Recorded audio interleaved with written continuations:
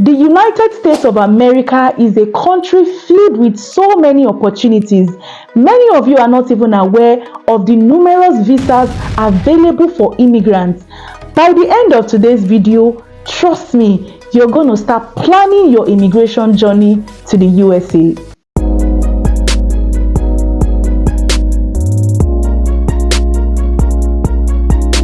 Hello guys, welcome back to my channel. It's your beautiful baby girl Khemzy. Oh, if you're coming across this channel for the very first time, you are welcome. In this channel, I talk about relocation tips, life abroad, and faith. And if you're a returning subscriber, thank you so much. Thank you for supporting the channel. I'm loving the growth. I'm loving the interaction. You guys are simply the best. If you've decided to move to the United States of America, then congratulations, because you're in the right place.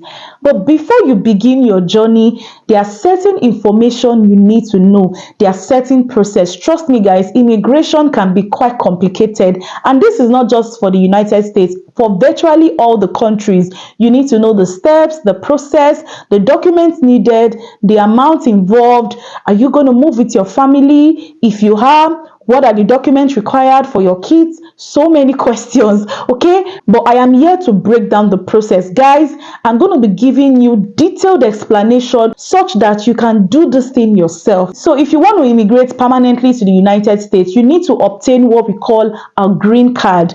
Now, so when I tell someone that, oh, I'm a permanent resident of this country, it's same as saying I have a green card in the United States. I hope you understand. So this green card allows for unrestricted employment. Guys, it means you can work for any employer. You can even work for multiple employers at the same time, and you can always renew it. The renewal is indefinite as long as possible. It also provides a pathway to US citizenship. The truth is, not everyone is eligible for a green card because it can be very expensive, time consuming, and you might not meet up with the requirements of getting this green card. So instead, people use temporary visa like the work visa, visit visa, or study visa to relocate to the US. And this is called a non-immigrant visa. Guys, don't be confused. If you have the green card, it's also called an immigrant visa. While if you relocate to the US, either by work, by study, or by visit, is called a non-immigrant visa. But for the purpose of this video, I'm going to be focusing on the immigrant visa, which is a visa route that can lead you to getting a green card, which is same thing as becoming a permanent resident. So there are different types of immigrant visa. You need to figure out which green card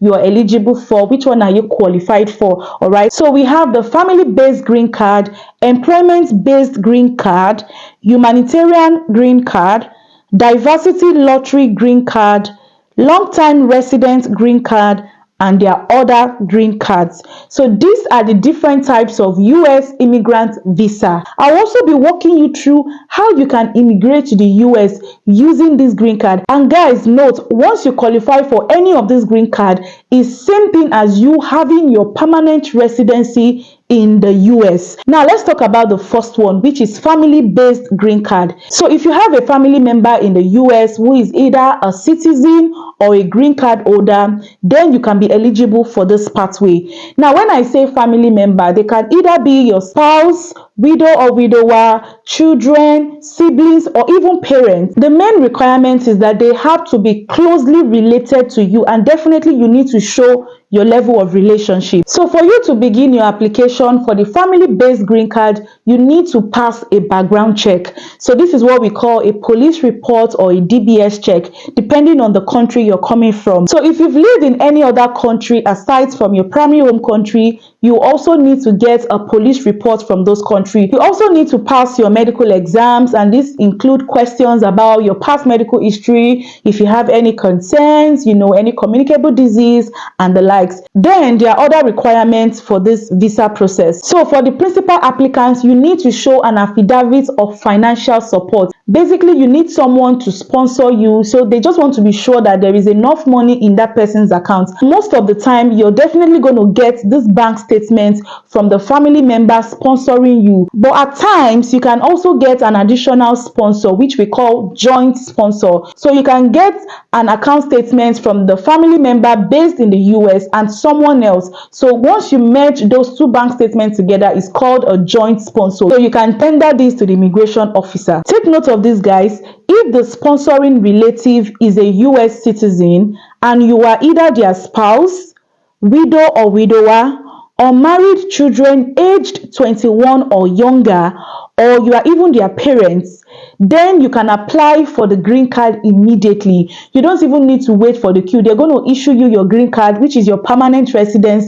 immediately. So guys, don't sleep on this one. If you have a family member in the USA that either has a green card or they are even citizen, you can become a permanent resident or a green card holder in the US just by them sponsoring you. All right?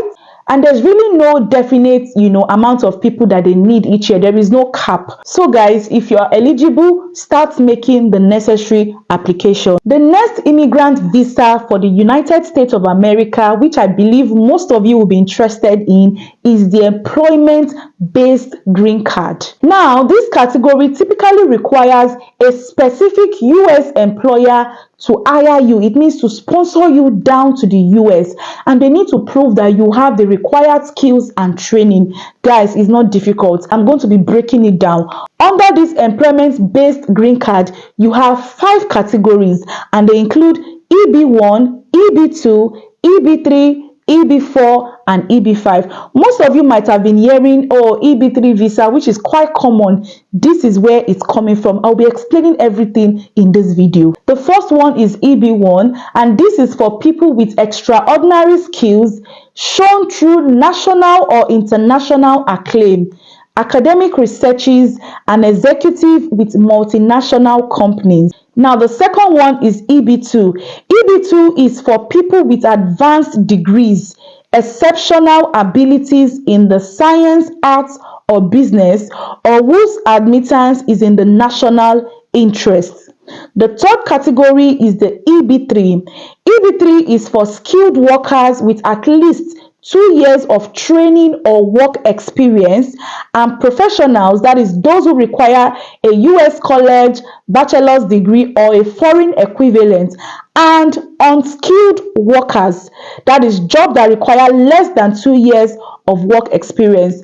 That is why I said most people qualify for the EB3. EB3 involve both skilled and unskilled worker. Now let's go to EB4. EB4 is for special immigrants such as religious workers, military translators, and the employee of international organizations. While EB5 is for investors who deploy at least $500,000 into job creating ventures in the United States. So to qualify for any of this visa category, you need to meet the necessary skills, qualification, and training. For EB1 and EB2, it's quite complicated. You might even require a legal counsel because you need to properly document your skills, your training, your national and international recognitions. Okay, so for EB2, EB3, and EB4, basically you need an employer that will sponsor your applications, because your employer will be the one to file in the application process and they will give you legal advice if necessary. For the EB5, it's quite complex because you're coming for investment purpose.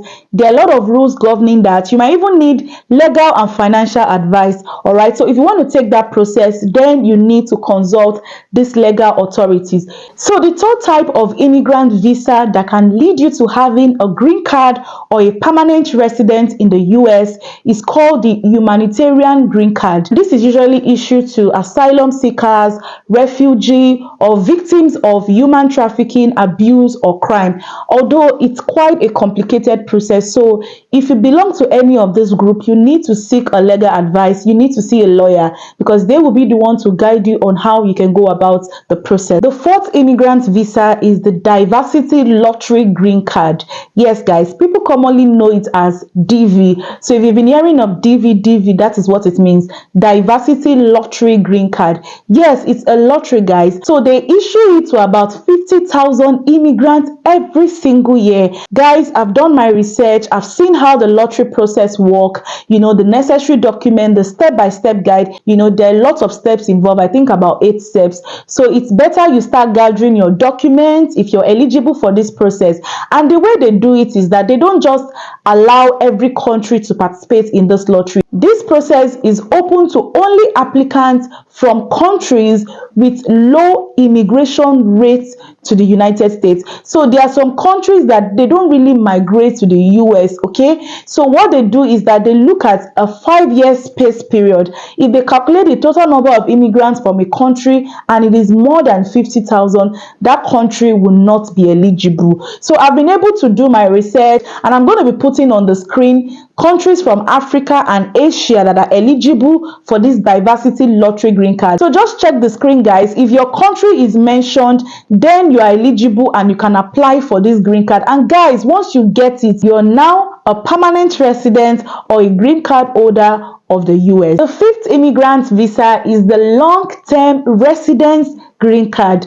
From the name, long term. So usually they issue this green card to people that have physically lived in the United States, whether lawfully or unlawfully, as long as they've been living in the US and they've not left since January 1st, 1972. So if you fall in that category, you're eligible to apply for the long-term residence green card. The last but not the least, guys, is other green cards that the US government issues to immigrants, and they include the one for special immigrants such as media professionals, religious workers, Afghanistan and Iraq nationals who have assisted the US government and employee of international organizations. In some situations, the US government can issue green card to Cuban citizens and American Indian born in Canada. I've been able to list the various US visa available for immigrants. You can see that there are quite a lot. Most of you are hearing some of them for the very first time.